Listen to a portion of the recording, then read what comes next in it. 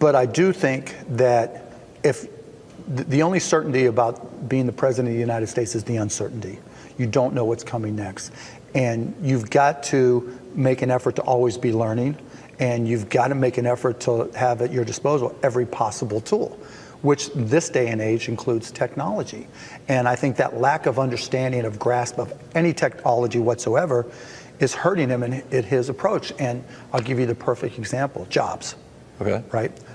There's, from the most basic common sense perspective, how could it ever possibly be wrong for the President of the United States to sit down with the CEO of any company, particularly an industrial company, right, and convince them to build a factory and to hire people in that factory? And on a micromanaged basis, it's impossible to see anything wrong. On a macro basis, when you ask yourself what actually is going to happen in that factory, what technologies are they going to use, what is that going to gear them towards, unless you understand how the nature of work is changing and how this acceleration of technological change is changing away from manufacturing towards the jobs. And not just manufacturing, right? How we process information, how we automate automation. The point being that I'd be willing to bet every single one of these companies that are building these factories, those factories, and they still should do them, right? And I think indirectly he's benefiting those companies on a macro basis, but from the macro basis for the whole country, benefiting those companies, but on the macro basis for the whole country, every one of those companies that are going to be building new factories, their net employment is going to be lower once those factories are built than he even anticipates. The new factories will have robots where they had humans in the past. And they're just pushing them towards further automation, right? And further use of deep learning, machine learning, et cetera, right? It's inevitable. He couldn't stop it. But the problem I'm having with it is he doesn't understand the macro issues.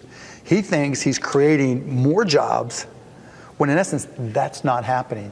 And so where we're going to be as a country is that we're going to have a lot of displaced workers. The nature of work is changing. And it's not just going to be factory workers who are displaced. You know, it's going to be people that... And you see that in the long-term employment statistics. You see the decline in manufacturing jobs going back decades, not just a couple of years, not just pre or post NAFTA. You and I have been talking technology for 15, 20 years, right? You just called me old, I got that. Yeah, I'm calling us both old, right? Or better, we're not old. That's it. The amount of change we're going to see over the next 5 years, 10 years, will dwarf everything that's happened over the last 30.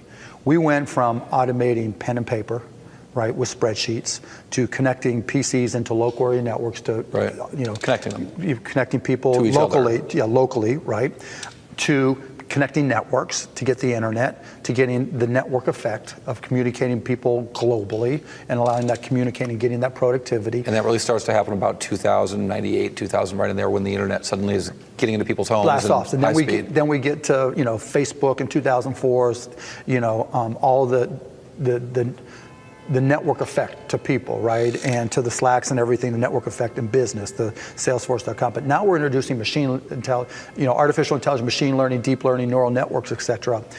So, and what that enables is the automation of automation, right? And so the people who were writing software, particularly at the lower end, unless you're doing these advanced things, they're gone, right? The people that because the software's writing itself. It's doing itself, right? It's just math. Right? All the people doing basketball analytics and saying, okay, we're going to, you know, this is what you do in this situation. Well, you can't anticipate, you can't look at every possible iteration. People can't do that. There aren't enough people, there's not enough time. Machine learning can look at every possible and consider every possible situation. So the notion, it looks at the statistics of the shots, looks at where the players were, looks at what happened in the last 3 games, and can play chess against it and see the reaction. A programmer back in the day, so when I was writing code, it was the algorithms were if this, then that. Right. X or whatever it may be. Right. But you had to guess. Right. You had to use your best instance. And then it got smarter and smarter and smarter, and libraries to do bigger and better things. All that is being automated. And so now you have to know how to use that stuff. So either software works for you or you work for software, and once the software takes over, you're gone. Right? So unless you understand that, you don't understand that the nature of work is changing, the nature of employment is going to change, and from a business, from a stock perspective, If you're in the Fortune 500, if you're an S&P 500 company, if you're in the Dow 30, right? If you're one of the bigger companies, you already know this. And in talking to a lot of these big companies, they know their workforces, and given the supply and demand of stocks, the supply is shrinking, right, and the demand is going up just as the economy grows. That's probably good news for stocks over the long term, but it's bad news for employment, and it's bad news for people who are disrupted. Well, and that's part of the thing, right? Is that there's a time when GM was the largest employer, and the companies like GM was what employment looked like. If Facebook's what it looks like, the revenue per employee at Facebook is infinitely larger than any automaker could ever make or any manufacturer could make. The difference is the time lag, right? The timeline. So what took 20 years before and then became 10 could be 5 or 3. And so when you start getting that massive amount of disruption in employment, what do you do? That's the whole thing he ran on, right? We're going to get you jobs. And if you last 4 years, right, the whole nature of employment is going to change. There aren't manufacturing jobs coming back. There aren't more coal mining jobs coming back. No matter what you do to the EPA, a lot of these jobs are going to be gone. Now, there's still physical things. If you do infrastructure, you can kind of, buy some time, right, spend more, get temporary jobs to build roads, build bridges, which is all fine and good, right? I think you can get a return on much of those things. But you're going to have to recognize that there are going to be more people out of work. So, through this innovation. Yeah. So essentially what you made the case for is education and job training for grown-ups. No. No? No, I think that won't matter, right? What are you going to go back and learn to do? What it takes, right? I mean, whether it's finance, whether it's software programming. Finance, that's the easiest thing. You just take the data and have it spit out whatever you need, right? I personally think there's going to be a greater demand in 10 years for liberal arts majors than there were for programming majors and maybe even engineering, because when the data is all being spit out for you, options are being spit out for you, you need a different perspective in order to have a different view of the data. And so having somebody who's more of a freer thinker, and because if automation is being automated, you just learn the tax rules. You just feed the automation the tax rules, and it does the rest for you. So English majors of the world should celebrate? I think English, philosophy, foreign language majors, maybe not now, they're going to starve for a while, but that's not even the real issue, right? The real issue is if 1 million, 2 million, 3 million, 5 million people have their jobs disrupted, and we see the direction everything is going and how quickly it's going. What are you going to do with them, right? And so what I've said to the administration, and I've volunteered to help, and look, I've told his assistant, not President Trump directly, I've told people around him, I told people I know, look, I may disagree with 99% of what the guy does and how he does it, but I'm an American citizen first and last, and so I'll help wherever I can, and I want him to be successful. But what I've told them and have repeated multiple times is there's a program called AmeriCorps, right? And AmeriCorps right now has a year's service, and it pays kids, $12,000, and they go do socially impactful things, but they live 9 people in the house, right? And that's how they're able to afford it. That's not going to cut it anymore. Those same programs, instead of having a $1.2 billion budget, needs to be a $15 or $20 billion budget, and that amount needs to be $30,000 a year. And that displaced worker in Beattyville, Kentucky, can go around teaching kids to read as part of the AmeriCorps program, and there can be 20 in Beattyville, there can be 1 million in New York City, or New York State, whatever it may be, and that's what they're doing, right? They're going out and having a social impact. It's almost like the Tennessee Valley Authority, where there was make work and building WPA programs. Yeah, because AmeriCorps it was closely modeled on Peace Corps, right? Same idea, but for domestic, right?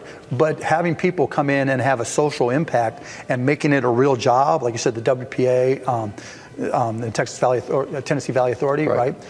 That's what we're going to need, and he doesn't see that. And so if you don't start maybe he'll learn it. Maybe maybe I don't know what's going on, and maybe I'm misevaluating his ability to absorb this stuff. Well, make America great again. Make America great. Something it isn't necessarily backwards looking. Make it great again is. Yeah, but deal with the issues.